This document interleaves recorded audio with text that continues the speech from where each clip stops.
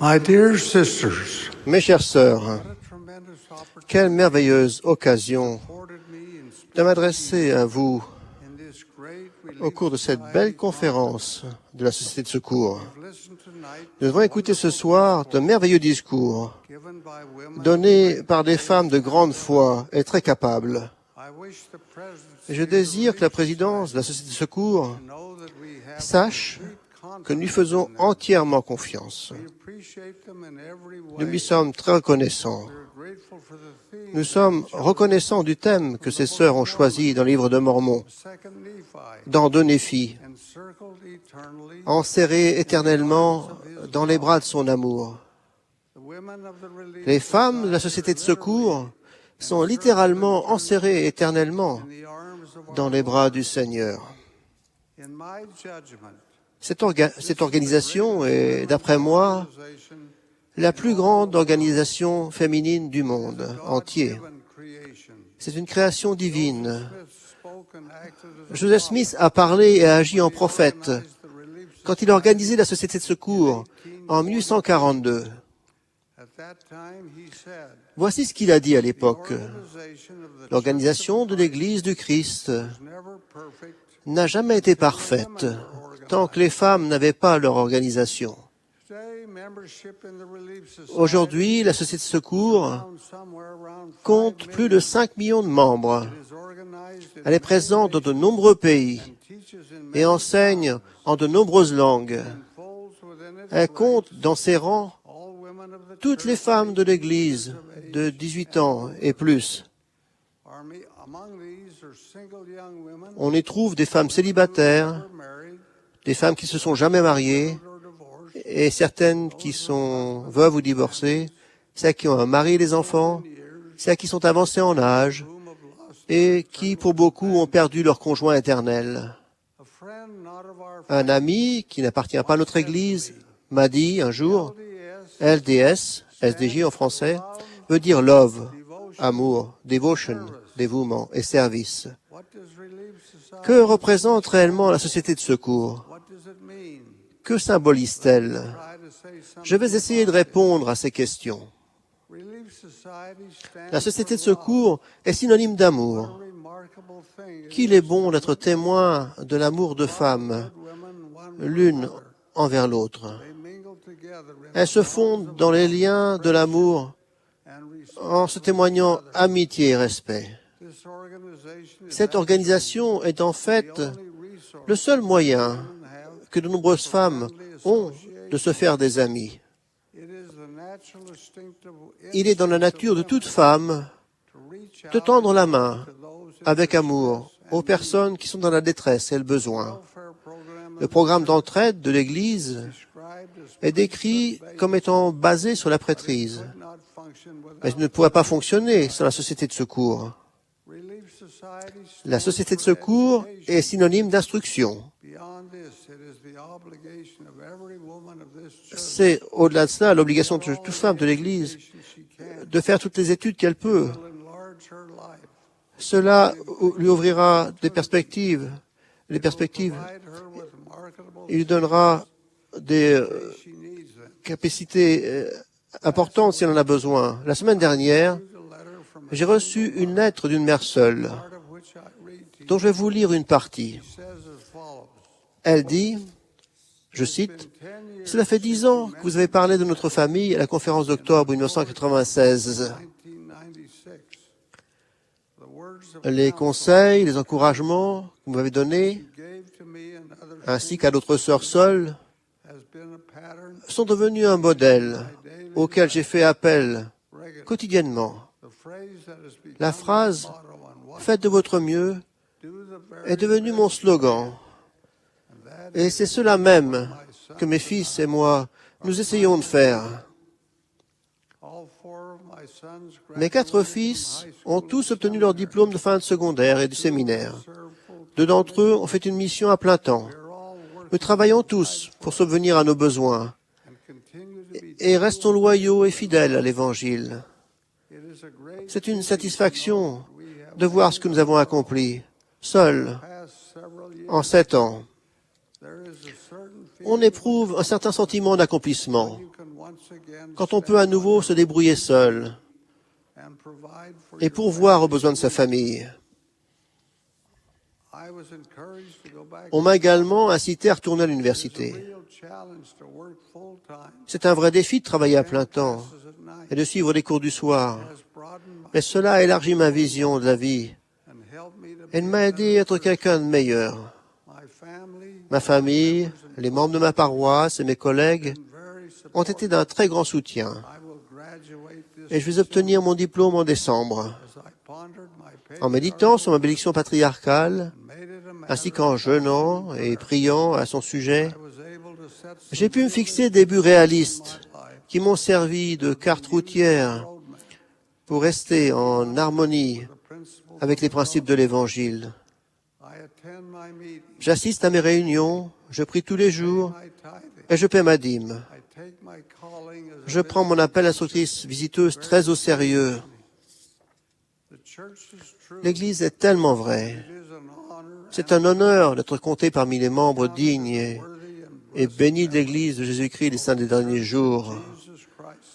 Aujourd'hui, nous sommes guidés par l'inspiration d'un Père céleste qui nous aime, nous connaît et désire que nous progressions. Je vous remercie de vos gentilles paroles d'encouragement prononcées il y a 10 ans et pour toutes les autres paroles inspirantes que le Seigneur nous adresse par l'intermédiaire de ses serviteurs. Je sais que je suis enfant de Dieu et ma femme, et je suis béni d'appartenir à son Église. La société de secours est synonyme d'autonomie. Le meilleur moyen de conserver la nourriture n'est pas de la mettre dans des silos à céréales de l'entraide, mais dans des conserves et des bouteilles hermétiques dans les foyers de nos membres. Cela fait plaisir de voir des conserves de blé, de riz et de haricots sous le lit ou dans le garde-manger de femmes qui ont pris en charge la responsabilité de l'entraide. Cette nourriture n'est peut-être pas savoureuse, mais elle sera nourrissante si on doit l'utiliser. La société de secours est synonyme de sacrifice. Je suis toujours ému par ces paroles simples qu'Anne Campbell a écrites pour son enfant. Voici ce qu'elle a dit. « Tu es le voyage que je n'ai pas fait, les perles que je ne peux acheter. Tu es mon lac bleu d'Italie. Tu es mon coin de ciel exotique. Nombre d'entre vous sont mères. Vous avez la responsabilité d'élever et d'éduquer vos enfants. Quand vous vieillirez, que vos cheveux blanchiront, vous ne poserez pas de questions au sujet des habits élégants que vous portiez, de la voiture que vous conduisiez, ou de la grande maison dans laquelle vous viviez. Votre ardent désir sera de savoir ce que sont devenus vos enfants. S'ils s'en sont bien sortis, vous serez reconnaissante. Sinon, vous n'aurez que très peu de consolation. J'ai déjà écrit ceci. Dieu vous bénisse, vous, mère. Quand on fera le compte de toutes les victoires et les défaites des hommes, quand la poussière des batailles de la vie commencera à se reposer, quand tout ce pourquoi nous travaillons est si dur dans ce monde de conquête disparaîtra devant nos yeux, vous serez là, vous devrez être là, force de la nouvelle génération, mouvement perpétuel du progrès de la race. Fin de citation. Il y a quelques années, dans le tabernacle de Salt Lake, frère Marion Hanks menait un débat. À ce débat se trouvait une jeune femme, séduisante et talentueuse, divorcée, mère de 7 enfants, ayant à l'époque entre 7 et 16 ans. Elle a dit qu'un soir, elle était allée voir sa voisine d'en face pour lui donner quelque chose. Écoutez ces paroles que je cite. « Quand j'ai fait demi-tour pour entrer à la maison, j'ai vu la lumière chez moi. J'entendais encore mes enfants dire, lorsque j'étais sorti, quelques minutes plus tôt, ils disaient, « Maman, qu'est-ce que nous allons manger ce soir? Tu peux m'emmener à la bibliothèque? Je voudrais aller chercher de grandes feuilles de papier ce soir. » Fatigué, las, je regardais la maison et j'ai vu la lumière dans chaque pièce. J'ai pensé à tous les enfants dans la maison qui attendaient mon retour pour que je réponde à leurs besoins. Mes fardeaux me paraissaient trop lourds pour moi. Je me rappelle avoir regardé le ciel à travers mes larmes et avoir dit, « Cher Père, je ne peux pas ce soir. Je suis trop fatigué. Je n'y arrive pas. Je ne peux pas rentrer à la maison, m'occuper seul de tous ces enfants. Ne pourrais-je pas aller à toi et rester avec toi rien qu'une nuit? Je reviendrai demain matin. » Je n'ai pas réellement entendu de paroles, mais je les ai entendues dans mon esprit. La réponse était, « Non, petite, tu ne peux pas venir à moi maintenant. Tu ne voudrais jamais retourner sur terre. Mais je peux aller à toi. » Il y a tant de mères comme celle-ci, qui s'est trouvée seule et désespérée, mais qui avait la chance d'avoir foi au Seigneur. Seigneur qui pouvait l'aimer et l'aider. La société de secours est synonyme de foi. Elle signifie mettre en premier ce qui est prioritaire. Elle signifie, par exemple, le paiement de la dîme. Lynn Robbins, des 70, raconte l'histoire suivante d'un président de pieux du Panama. Jeune homme, récemment rentré de mission, il avait trouvé la jeune fille qu'il voulait épouser. Ils étaient heureux, mais pauvres, très pauvres. Ils ont eu alors une période particulièrement difficile où il manquait de nourriture et d'argent. Un samedi, le placard était tout à fait vide. René était angoissé de savoir que sa jeune femme avait faim. Il a décidé qu'il n'avait pas d'autre choix que d'utiliser leur argent de la dîme pour aller acheter la nourriture. Il partait de chez lui quand sa femme l'arrêtait et lui a demandé où il allait. Il lui a dit qu'il allait acheter la nourriture. Il lui a demandé où il avait trouvé l'argent. Il lui a dit que c'était l'argent de la dîme. Elle a dit, « C'est l'argent du Seigneur. Tu ne vas pas l'utiliser pour acheter à manger. » Elle avait plus de foi que lui. Il a remis l'argent à sa place et se sont couchés le ventre creux ce soir-là.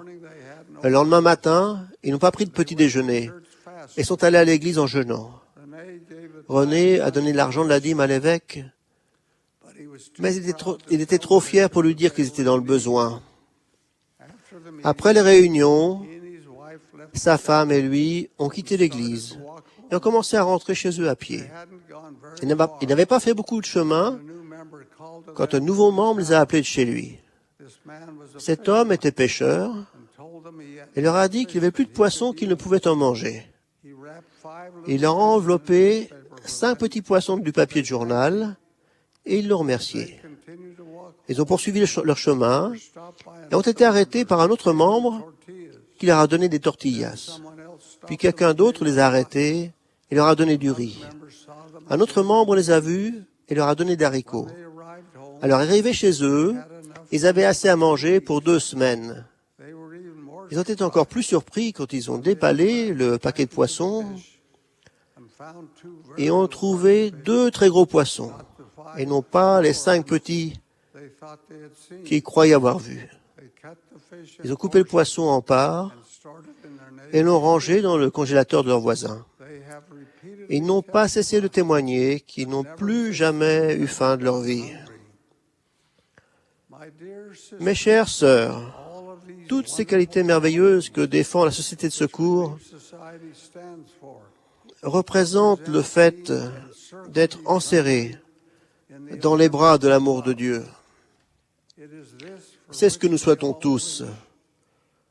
C'est ce que nous espérons tous. C'est ce pourquoi nous prions tous.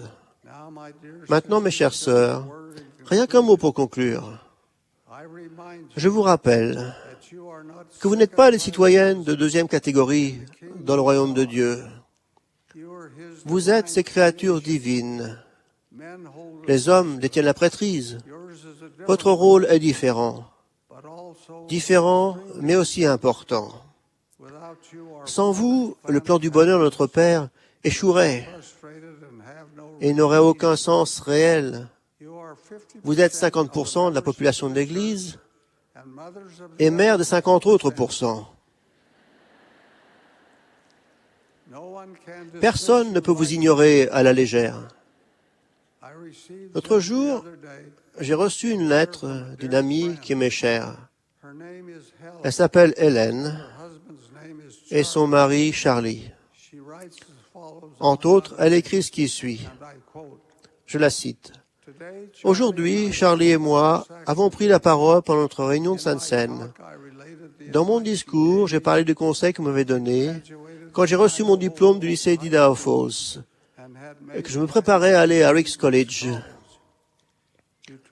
Vous m'avez dit que je devais aller à l'université d'église de Hawaï, où j'aurais plus de chances de rencontrer et d'épouser un jeune homme d'origine chinoise.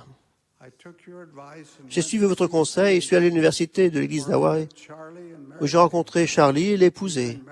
Cela fait 37 ans que nous sommes mariés et nous avons 5 enfants. Nos 5 enfants ont tous fait une mission. 3 de nos enfants se sont mariés au temple de Hawaï. Nous avons 2 enfants non mariés et nous espérons qu'ils trouveront des personnes dignes pour aller bientôt au temple. Nous avons 6 petits-enfants adorables et 2 qui vont bientôt naître. J'ai la bénédiction d'avoir un mari fidèle qui honore sa prêtrise et a été digne de servir le Seigneur comme évêque, président de pieux et président de mission. J'ai eu l'honneur de soutenir dans tous ces appels de l'Église. Je suis présidente de la Société de secours de pieux depuis près de 5 ans. Aujourd'hui, en comptant mes nombreuses bénédictions, je n'ai pas pu m'empêcher de penser à la grande influence que vous avez exercée dans ma vie. Je veux juste que vous sachiez aujourd'hui que je suis votre conseil et que ma vie en a été bénie abondamment. Je vous remercie d'avoir pris le temps de suivre mes progrès quand j'ai quitté Hong Kong pour l'Amérique. Voilà ce que la Société de secours fait pour les femmes. Elle leur donne l'occasion de croître et de se développer. Elle leur donne le rôle de reine dans leur foyer. Elle leur donne une place et un poste quand elles progressent en exerçant leur talent. Elle leur donne de la fierté et un objectif pour leur vie de famille. Elle leur fait mieux apprécier les conjoints et les enfants bons et éternels. Quelle belle organisation que la Société de secours. Rien ne lui est comparable dans le monde entier. Je prie pour que le Seigneur vous accorde ces grandes qualités qu'apporte la participation à la grande organisation de la Société de secours. C'est mon humble prière au nom sacré de Jésus-Christ. Amen.